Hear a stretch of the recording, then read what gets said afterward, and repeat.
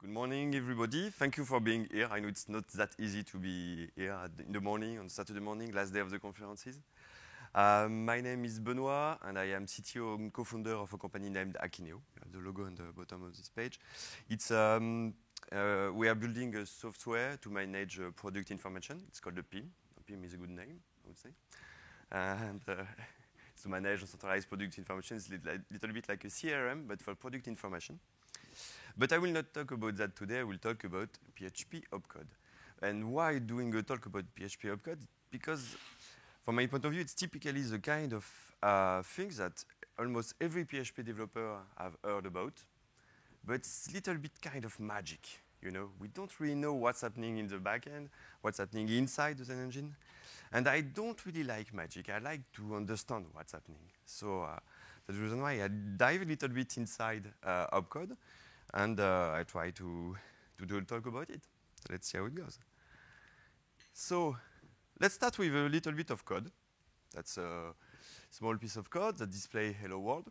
I suppose so. No error syntax. No. Should be OK. What happened to our code, to our PHP code, when we send it to the PHP runtime, when we send it to the Zen engine? The first thing that will happen to our code is called lexing, tokenizing. It will be a step where our code will be divided into small tokens. That's the reason we call it tokenizing. And if we use the tokenizer extension, which is inside PHP, you can display the list of all tokens that has been built from your code. You can see that you have the open tag with the PHP here and the new line at the end. There's a white space of the indentation, the variable, the white space again after the equals, another white space, and after the string word, and so on.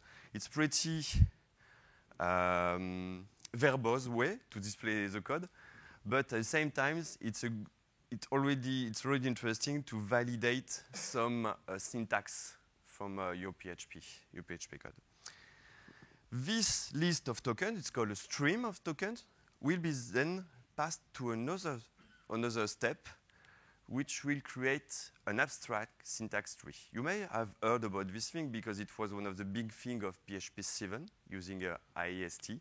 It's a way to parse all the tokens and to build a tree that will represent the logical structure of your program.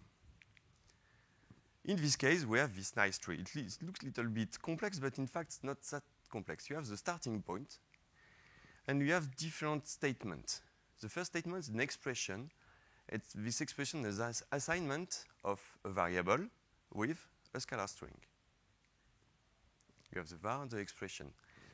Then you have the echo. So it's there's a relationship between statements. The next statement will be this one, which is an echo. And inside the echo, we are doing two concatenation. And that's quite interesting already because we can see that the interpretation of PHP is done from left to right. You can see that I start by doing the concatenation of hello with my variable here. Then the result is concatenated with the exclamation mark and the new line character. You can see that here. And then we can do the echo. From this AST, which represents the structure of our code, we will generate bytecode, or in the PHP world, we call that opcode. And try to remember that we have one assign here and two concatenation, and we'll see that it will converted directly to opcode. Here is our opcode. So we have the assignment of my variable with the string word, and we have the two concatenation that you can see here and here. And at the end, we echo the result. I will dive deeper inside the opcode after that. But the idea is that once you do the opcode, that's the interpretation of our opcode, but here is the internal representation of our code. I don't know if you see Arnold talk yesterday about representation and interpretation. So here we have the real value of our opcode. Assign is opcode number 26 in hexadecimal. And we have the memory address of the string here and the name of the variable used. So inside the PHP Z engine, we execute this opcode that you can see here. So in opcode, you have three main things. You have the opcode itself, which is the function that is executed. An upline is the function with the operands. The operands are same thing, are parameters passed to a function. And you can have 0 to 2 maximum operands per opline. And you can have an optional return assignment. In this case, I have my true operands and an assignment in return. You cannot have more than 2 operands in opcode. I don't know if some of you have already done assembly code.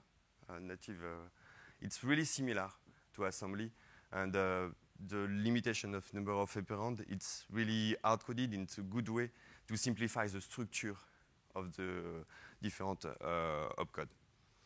And then when you have multiple lines, it's called up array, and most functions are converted to a list of oplines, which are up array, and you can see multiple oplines here that constitute my up array. So, just to summarize this part, when you send your file to the Zen engine through FPM or from the CLI or using ModPHP with Apache, which all works the same at the end by sending the file to the Zen engine, your file gets tokenized, so you get a stream of tokens. Then the stream of tokens are passed to IAST, the abstract syntax tree. The abstract syntax tree is then compiled with real compilation to opcode. And then the opcode is sent to the Zen virtual machine. So inside PHP, we have a virtual machine where the opcode is executed. The first question is, you may have heard about virtual machines in other languages, even if you are using stuff like Vagrant or VirtualBoxes, there are virtual machines in a way. The reason why we are calling the internals of PHP that execute opcode a virtual machine is because we have a virtual processor and virtual memory inside it. And the way it works is that we provide the opcode to the Zen engine, to the Zen virtual machine, and each line, each opline, will be executed by the virtual processor. In fact, each opcode is an instruction of this virtual processor. So here I have one opline with 2 operands. It's executed by the virtual processor. The virtual processor will interact with the virtual memory to get back the content of the operand. Usually you provide addresses or pointers in memory to different data, and then I get the data from the virtual memory here. It produces a result most of the time, and the result is pushed inside the virtual memory of the Zen engine. There's another big part of PHP that's not executed by the Zen virtual machine. It's all the internal functions and extensions. All internal functions of PHP are written in C. So they are already compiled in a native machine, so native language understood directly by the hardware processor. So there's a way to interact with this internal function and extensions from the virtual processor. The virtual processor is able to call internal functions and get the results from it directly. So that's the way the Zen virtual machine works with opcode. So at the end, when you think about opcode, just think it as instruction of the virtual processor of the Zen virtual machine. And that's quite interesting because when you look at the number of opcode, it raised a little bit. Just in terms of history, the Zen engine has been created for PHP 4. It was the biggest difference between PHP 3 and PHP 4. I don't know if some of you already used PHP 3 in the past. Oh, okay, I'm the oldest in the room, right? So when you switch from PHP 3, we switched from PHP 3 to PHP 4, where there was a nice increase in performances thanks to the Gen engine that has been implemented at this time. There was around 130 opcode at this time. In version 2 of the Zen engine, 167, sorry. And in 7, 172, and the next version will have around 207 opcode. There's kind of hard limit because opcode are coded on 1 byte. So at some point, we may reach the 55 opcode possible in the Zen engine.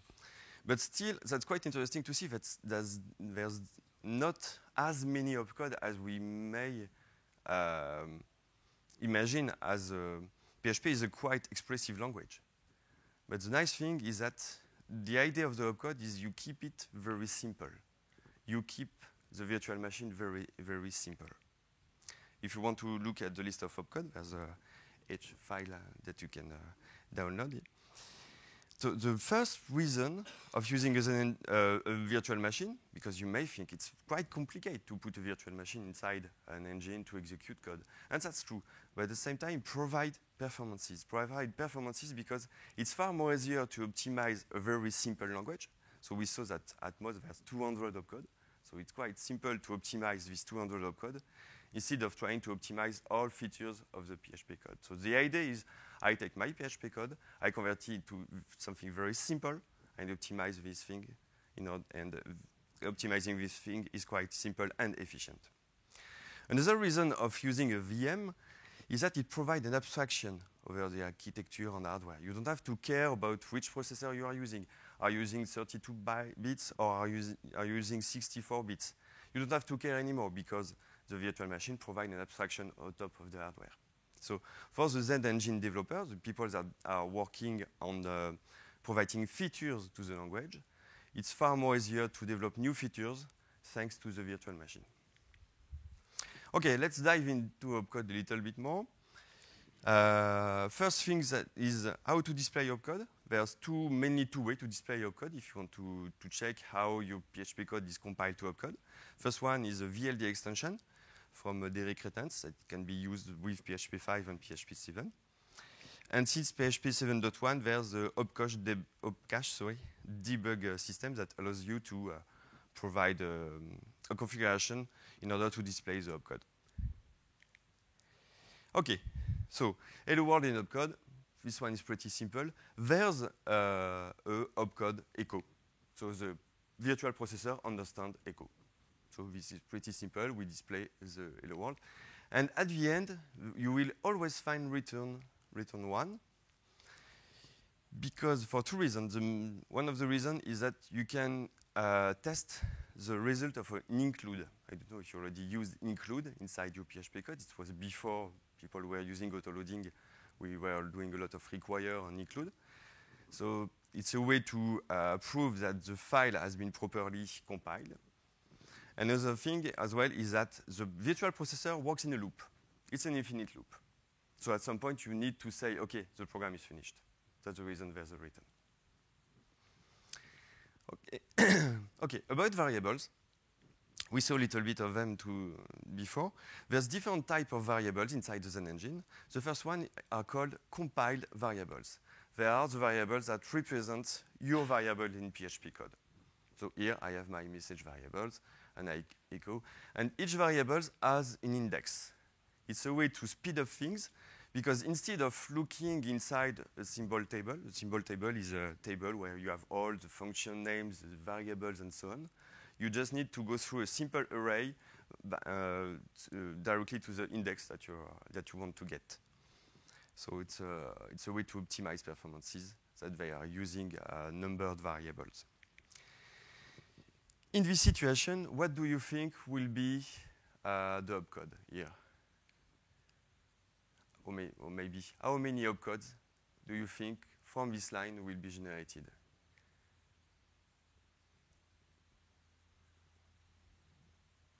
3? Yeah. 5? Yeah, let's see. So I have 2 for the assignment, okay? And there's 2 for the add, because you know that one opcode can only have 2 operands, so I have to do the add multiple times. And here, we have a new type of variable, which are temporary variable. They are indexed as well, but they are temporary for the, you cannot see them from your PHP code. They only exist inside the PHP engine. Not only they only exist, but they are, once you use them, they are consumed. It means that T5 here, that is the result of A plus B, will be removed from memory at the exact same at the moment where the add will be finished. This add will be finished. So when T6 exists, T5 has been removed from memory. So it's a very simple mechanism to avoid keeping variables creeping inside the virtual machine. And here the same, T6 will disappear once it has been assigned to CV2, which is result here, and you can do echo.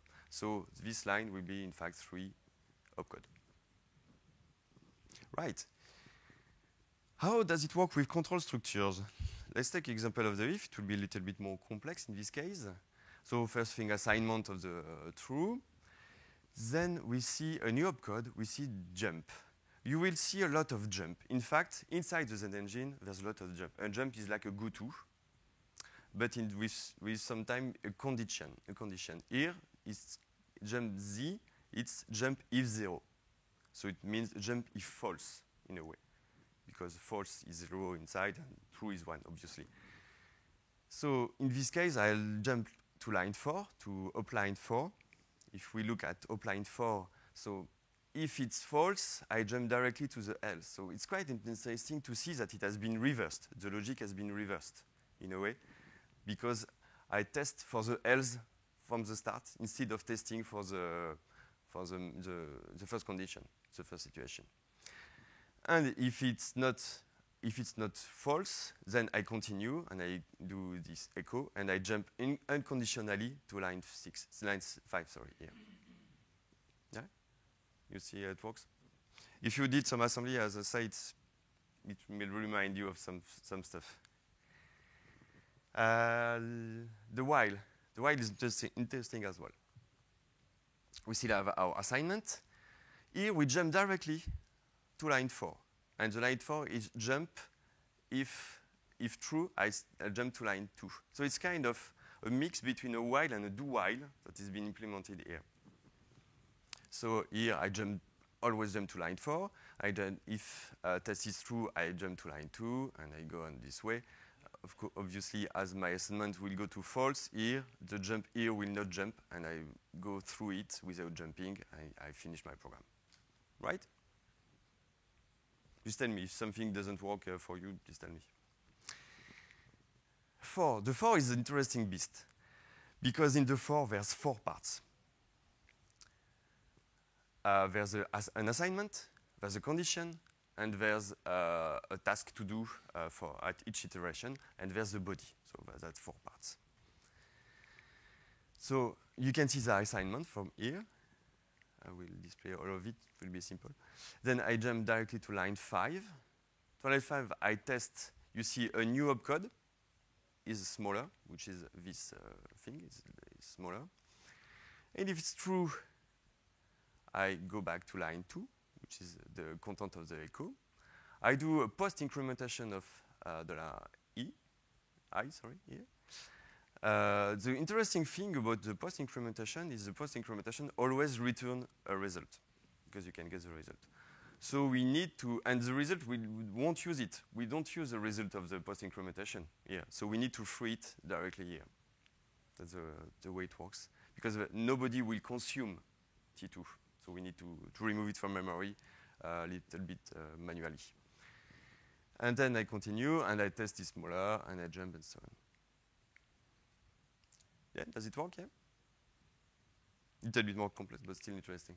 And the interesting thing is that we only saw jump and is stuff. So you can implement all control structure. I didn't show you a do while, but it works exactly the same. You can implement all control structure just by using jump and is opcode. And this is quite interesting because it simplifies a lot the way it works internally. You don't have to implement inside the processor a for or while. You just have to implement the way you their interpretation as jump. So the third reason why VM is that you can keep the PHP expressiveness, you can keep all the keywords, you can even add new keywords to the language without having to change the deep internal stuff, which are the VM. So for example, let's take, I want to add this new feature to do this control structure inside PHP forever, which will be nice. Maybe I should do a PR. The way it will be turned into opcode, pretty simply this way. So I don't have to invent new opcode. I just need to convert my loop to this very simple opcode. So yeah, it makes the life of PHP, the people that develop the PHP language, far more easier this way. Okay, how does it work with internal functions? Because as I said, internal function lives a little bit outside of the virtual machine. They live inside their own compiled things, their own compiled structure. The way it works is a little bit complex because as we saw, we can only have 2 operands per function, so we need to find a way, and there's a lot of functions that have more than 2 operands, so we need to find a way to pass parameters. Here there's no parameters, so it will be kind of easy. But so we start by initializing a function code, a function code with the name, and then we do iCall. iCall is internal call.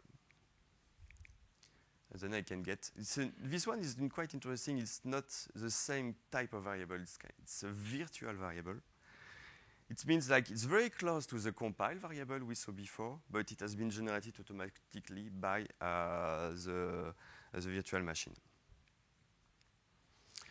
Okay, what about providing parameters? If I have 3 parameters here, so I assign my string here. I said that I will have 3 parameters, and that the function call will be str replace, and I send my parameters. Here, there's different way to send parameters. Here are constants, so I use sendVal, and here's the variable, so I use sendVar, and then I can do my call. Right? Not that complex, finally. In terms of user function, it works in a similar way. So in this case, as the user function has been converted to opcode, you see 2 operay. You see the hello operay, which matches this function, and you see the $_main. I didn't, you saw it before, but I didn't explain what it was. The $_main is the main, it's really at the root of your PHP execution. It's the PHP code that is not inside the class, not inside a function, the ones that will be executed directly by the file. So it's quite interesting. We start by a NOP. You know what NOP is? For the one who did some assembly, it's no operation. It's because it means that, okay, I've passed this function, but I shouldn't do anything else. There's no execution to do when I see it. It just needs to be compiled to opcode. Then I need a function call, same thing, 1 parameters, I send the val, and here the main difference is I'm using a ucall. I'm not using a iCall, I use ucall as user function. Let's finish with some inheritance stuff. So I have a class extending this parent class, and I'm using the parent function here from the object. So how does it work? First, I use a new opcode, which is new, the new opcode. The interesting thing is that the new opcode is a way to do a function call, because when you do a new, you're calling a function, which is the constructor. So this way, I'm saying I will create a new instance. At the same time, I want to call the constructor here without any parameters, so 0. I do the function call, which is the constructor. I assign, it generates these virtual variables that I assign to my compile variable. And then I call a init method call. This time, it's not a init function call. It's a really method of an object with a name. And I do a function call. And here I have the operay of the function code. And what's interesting here is that I never said here that my object is a child of the parent class.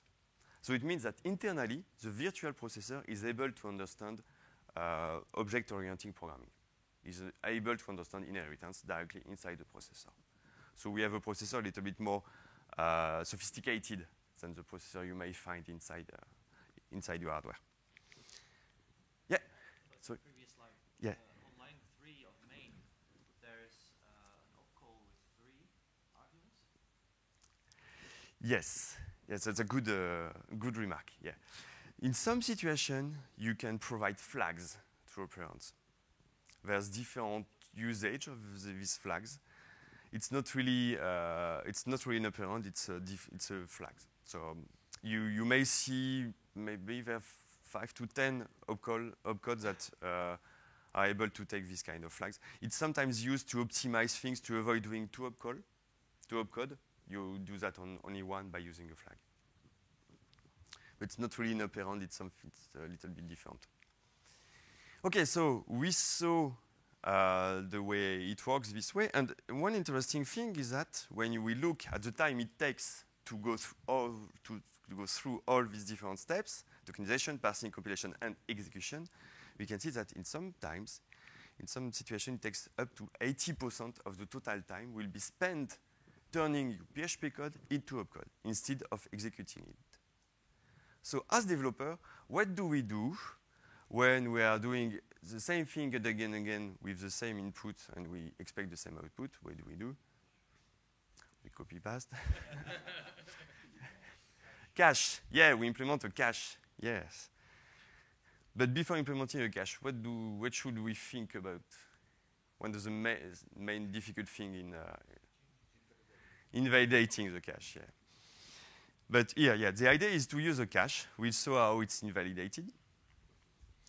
So the main idea is once I have generated my opcode, I will put it in a cache. And when my file is executed, I will check if the opcode cache has the opcode matching this file. And if this file has not been changed, which is the way it's been validated, it's usual. You can change the configuration, but most of the time it's configured by default this way. So we keep the opcode time compilation and we check it against the file modification time. And if the file modification time is newer than the opcode compilation time, then we go through all the steps previously. But in this case, the opcode cache is newer than the file by itself.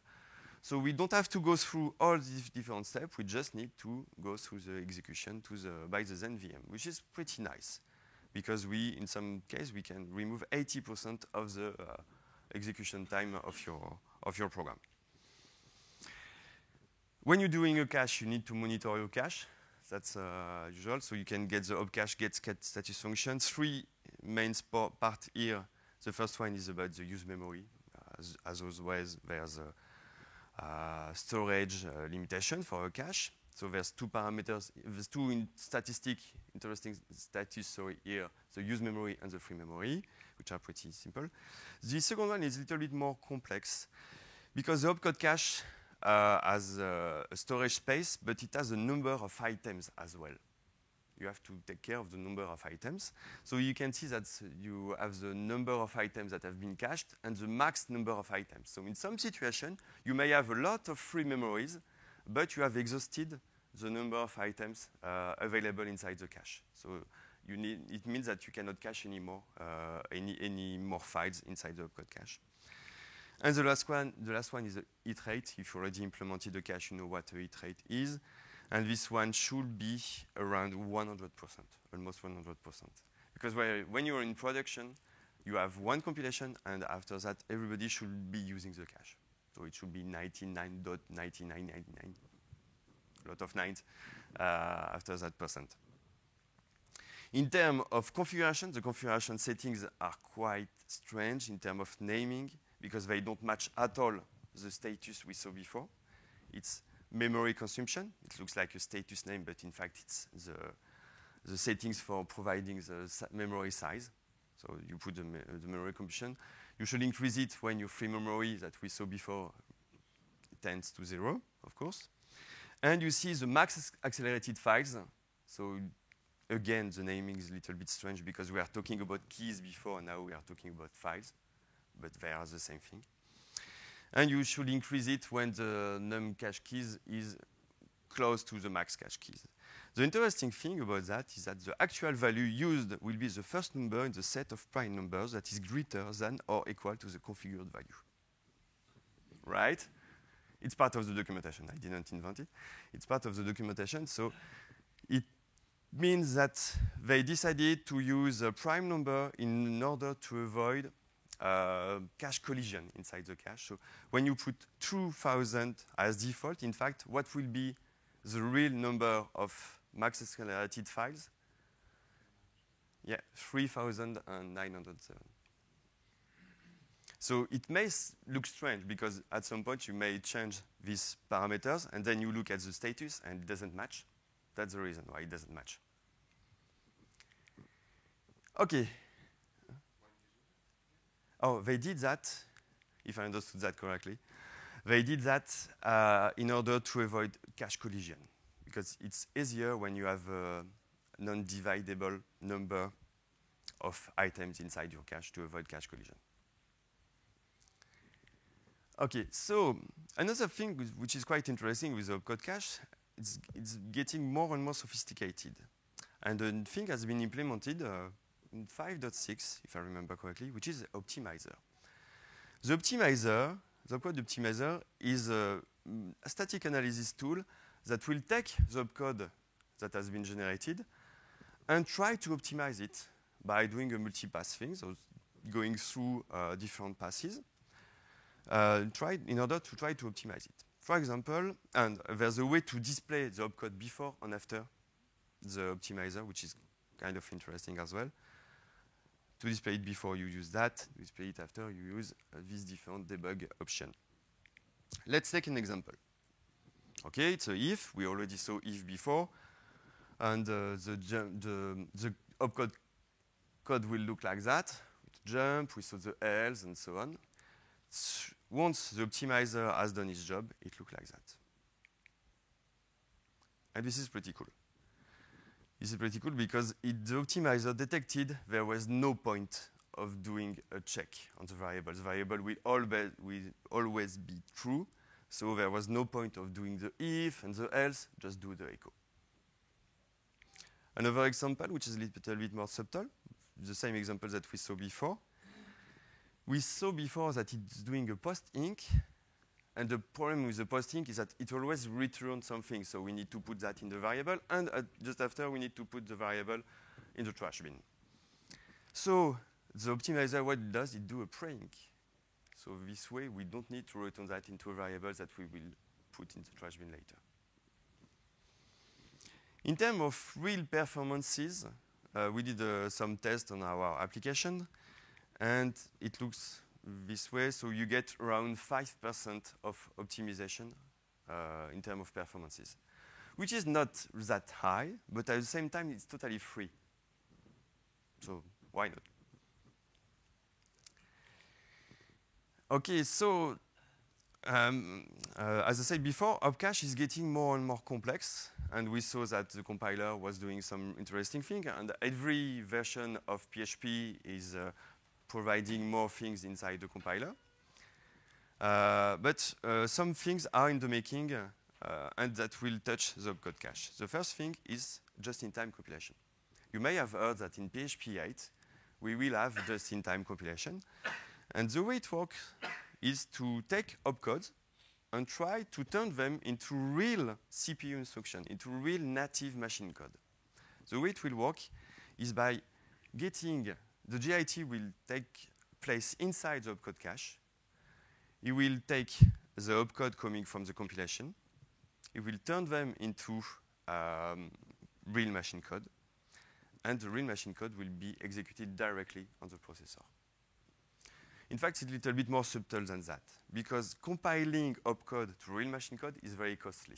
So what it will do, it will profile the opcode at execution time to understand which are the most used part of your code, and it will compile only the parts that are used a lot in order to get the best result without spending a lot of time trying to compile everything. The current state of JIT is that you get very nice speed up on some number crunching bench, like bench.php, which is part of the PHP source code.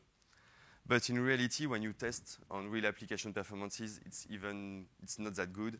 It's even worse than using without JIT. So the main idea of JIT, in fact, is to allow PHP to be used where it's not used today. For example, machine learning, when you have a lot of number crunching. statistics, maybe image processing, this kind of things that we are using. We are using today extensions with GD or ImageMagick. Maybe at some point in the future, we may have image processing done directly in PHP thanks to JIT. If you want to play with it, there's a nice, you can get it from the Zentech fork of PHP SRC. That's the name of the branch.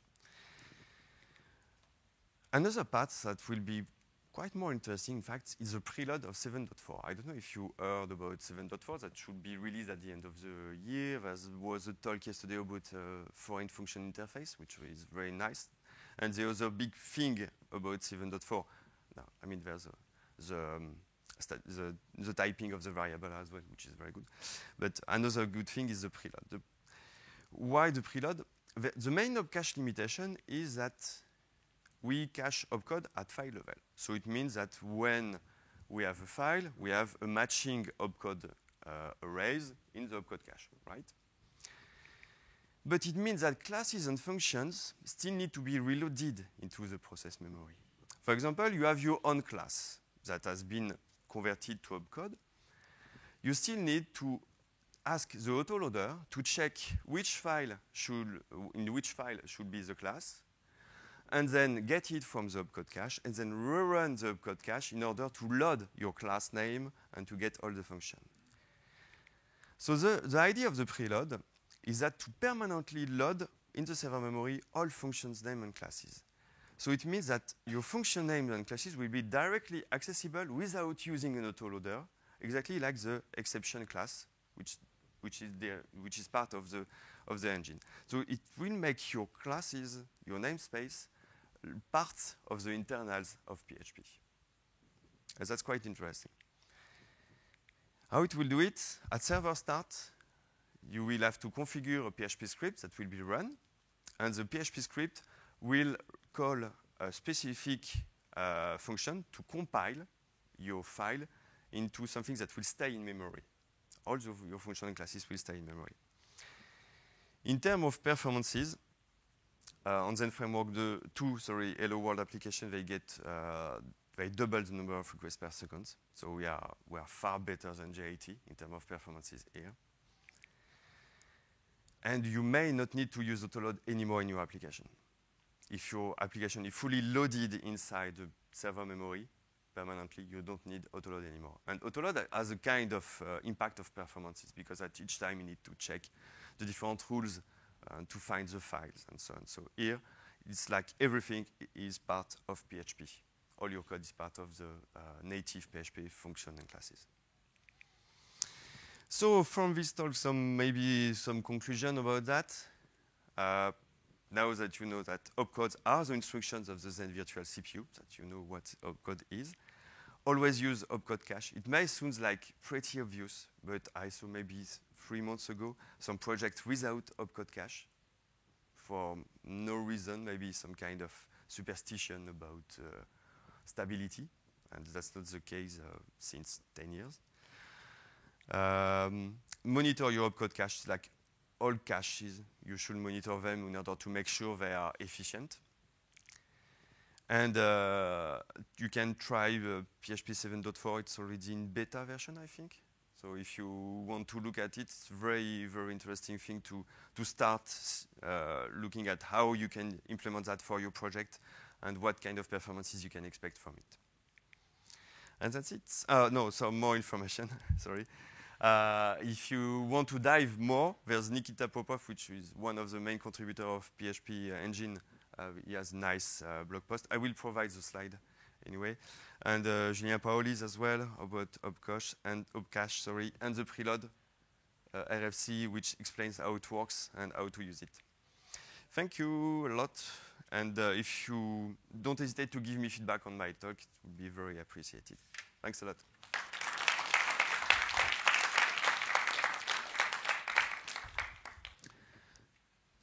I think we have time for questions.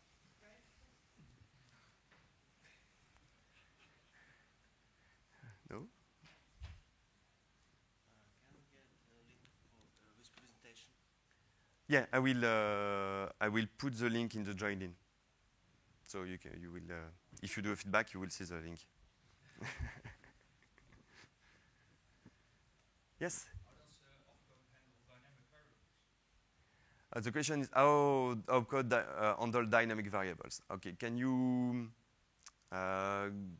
when you mean dynamic variables, do you mean variables that change as type, the type change? Oh, yeah, in a bad way. I mean, the question is when you have a $$ variable name, yeah, there's it has to do a kind of eval inside the opcode. So it's in terms of performances, it's very bad.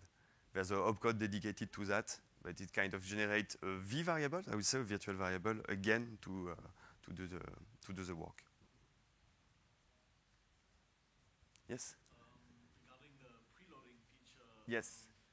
is it still a huge impact compared to like composer or Photive class map thing, where basically you have one file with a huge array with all the mappings? Yeah. So the question is the preload things. It's a very big impact in terms of performance compared to Composer. What Composer does with generating a PHP file with all the preloading inside it. Not the preloading, but the autoloading inside it. And when Composer does it, what happens is that it generates a PHP file. The PHP file gets turned into opcode, so it's inside the opcode cache, which is very nice. But still, you need to execute it each time PHP sees a new class it doesn't know. It needs to execute this code. Whereas if you use a preload, it doesn't need to execute this code because PHP now knows all your classes and functions. So it's even better.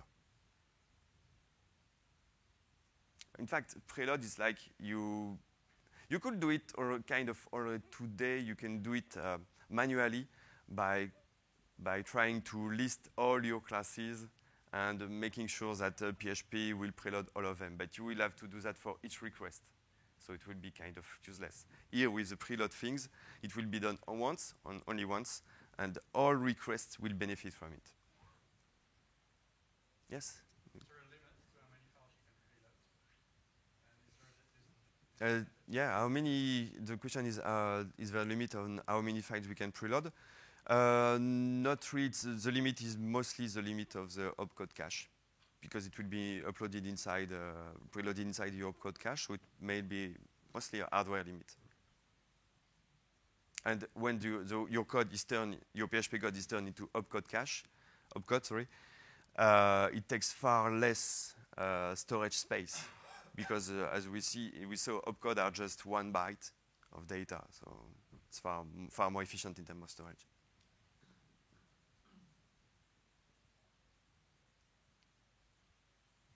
Okay, I think we're done. Thank you very much.